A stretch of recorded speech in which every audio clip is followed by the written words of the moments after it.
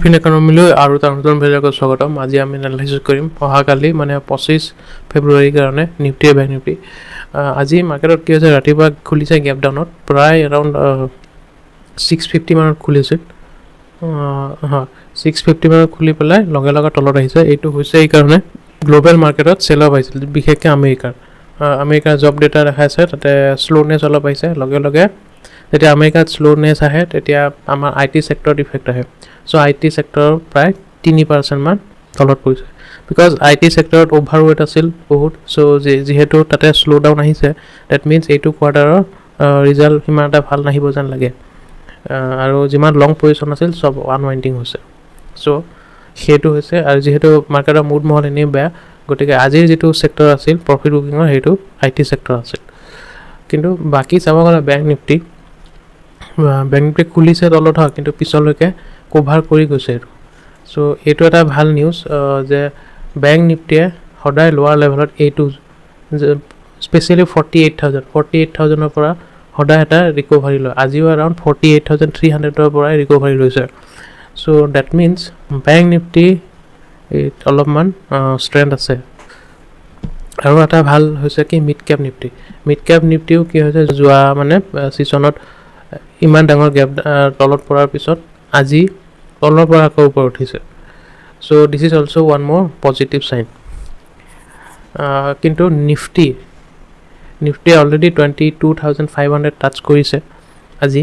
চ' generally এইটো brake down হয়, বাট এতিয়া নেক্সট যিটো আমাৰ ছাপৰ্ট, এইখন মাৰ্কেটত ছাপৰ্টটো নাই, কিন্তু আজি যিমান মানে চেণ্টিমেণ্টেলি যিমান উইকনেছ হ'ব লগা আছিল, মানে ৰাতিপুৱা খুলিছে নিফটি 1% ডাউনত, কিন্তু সেই হিচাপে ষ্টকবোৰ বেছি যিমান ভয় লাগিব লগা আছিল সিমান কিন্তু ভয় লগা নাই মাৰ্কেটখন দেখি পেলাই। আল্টিমেটলি পৰ্টফলিঅ' লেভেলত ইমান এটা কাট অহা নাই। চ' ইটছ এ গুড নিউজ। চ' কি হ'ব পাৰে আমি নেক্সট, এইটো যিহেতু এটা ৰেড ডে হয়, মোৰ লাগি আছে এনেকুৱা যে মাৰ্কেটৰ পৰা ৰিভাৰ্চেল অহা সম্ভাৱনা বহুতেই বেছি এতিয়া। অহাকালি যদিও অলপমান গেপ ডাউন, কাৰণ যিহেতু অলৰেডি 500ত আহি গৈছে, গতিকে কি হ'ব পাৰে, মাৰ্কেট উইকনেছ দেখাব পাৰে খুলি ৰাতিপুৱা।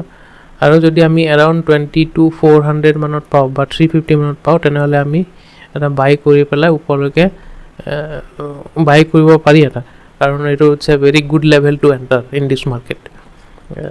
দিছ ইজ মানে কি হয়, কেতিয়াবা কি হয় মাৰ্কেটে 500টো এটা ক্ৰুচিয়েল ছাপৰ্ট বুলি কৈ আছে ন চবে। চ' সেইটো এটা ব্ৰেকডাউন দি পেলাই পেনিক ক্ৰিয়েট কৰি পেলাই ৰিভাৰ্চেল এটা ল'ব পাৰে। আৰু মাৰ্কেটত শ্বৰ্টছ বহুত আছে, বেছি আমি জনাব নাযাওঁ, কিন্তু আজি যিটো মাৰ্কেটত যিটো দেখাইছে অলপকৈ মানে উঠিব চেষ্টা কৰি আছিল, কিন্তু লাষ্টলৈকে কি হ'ল 500ত ছাপৰ্ট লৈ পেলাই তাতে ৰৈ গৈছে। অহাকালি উইকনেছ দেখাব পাৰে, কিন্তু অহাকালি উইকনেছ দেখালেও শ্বৰ্ট কৰিব পৰা মাৰ্কেট নহয় এইখন। আৰু এতিয়া শ্বৰ্টছৰ পৰা অলপমান সাৱধান থাকিব লাগিব, মানে মাৰ্কেট শ্বৰ্ট কৰি পেলাই ইয়াৰ পৰা প্ৰফিট বনাব নোৱাৰিম এতিয়া। যিমানে এইখিনি লেভেলত লং যাব পাৰি, সিমানে আমাৰ প্ৰফিটেবল হোৱা চান্সটো বেছি। অলৰেডি আমি প্ৰায় 6 মাহে হ'ব, এতিয়া ফেব্ৰুৱাৰী মাহলৈকে মাত্ৰ 2 দিন বাকী আছে। চ' ছেপ্টেম্বৰৰ পৰা আৰম্ভ কৰিবলৈ, ছেপ্টেম্বৰ, অক্টোবৰ, নৱেম্বৰ, ডিচেম্বৰ, জানুৱাৰী, ফেব্ৰুৱাৰী, চ' 5 মাহ অলৰেডি হৈ গ'লেই। চ' অলৰেডি 5 মাহ আমি লোৱাৰ লেভেলতে আছোঁ। চ' কণ্টিনিউৱাছ যিহেতু 5 মাহ আমি নিগেটিভ ৰেট আছোঁ, গতিকে মাৰ্চ মাহটো আমি হ'ব পাৰে এটা এটা বনাই পেলাই 200ত বনাই পেলাই এবাৰ ডাঙৰ ছাপৰ্ট ল'ব পাৰোঁ। আৰু ইয়াৰ পৰা যদি আমি ৰিভাৰ্চেল পাওঁ, তেনেহ'লে কি হ'ব, দুটা কণ্টিনিউৱাছ গ্ৰীণ মান্থ আমি দেখাব পাৰোঁ। চ' এইবোৰ চব চাব লাগিব। এতিয়াও মাৰ্কেটত কি হ'ব পাৰে ক'ব নোৱাৰি, বাট এনেকুৱা লাগি আছে মাৰ্কেটে যিমানখিনি হ'ব লগা আছিল, কাৰেকশ্যন ল'ব লগা আছিল, লৈ ল'লে অলৰেডি।